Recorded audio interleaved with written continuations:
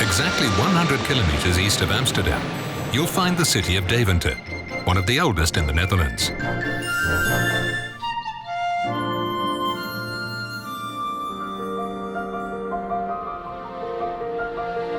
As early as the 8th century, hunters, farmers and fishermen settled on the dunes along the River IJssel, on the spot where the great church, also known as Lebuinus Church, now stands.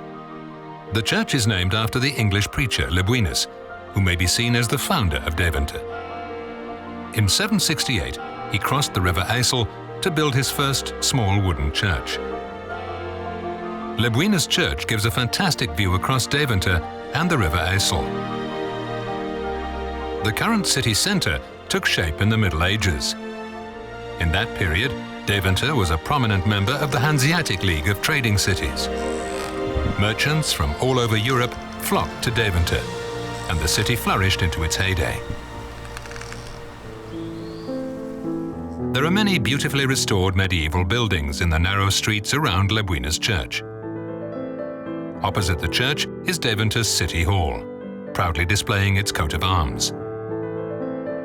The Berg Quarter is just a short distance away. This area has also been restored to its former glory, with the Berg Church, built in 1206, as its literal high point. The Berg Quarter is also the setting for the annual Charles Dickens Festival.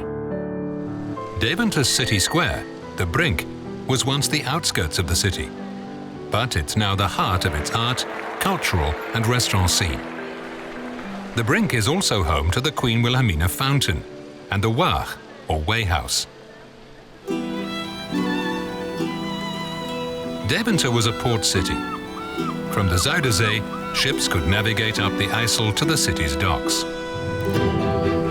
In the 13th century, vessels would arrive laden with hake from Bergen in Norway or with herring from the former Danish island of Skåne.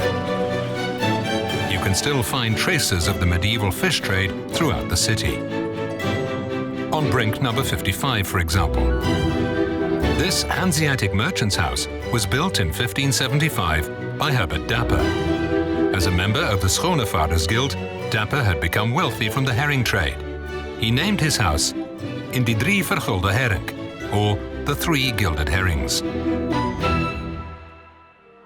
The richly decorated facades, with their exuberant decorations in a pastiche of styles, are a wonderful example of the early Renaissance in Deventer. The front and rear facades are mirrored and almost identical. The so-called fat layers, strips of natural stone between the floors, are immediately apparent.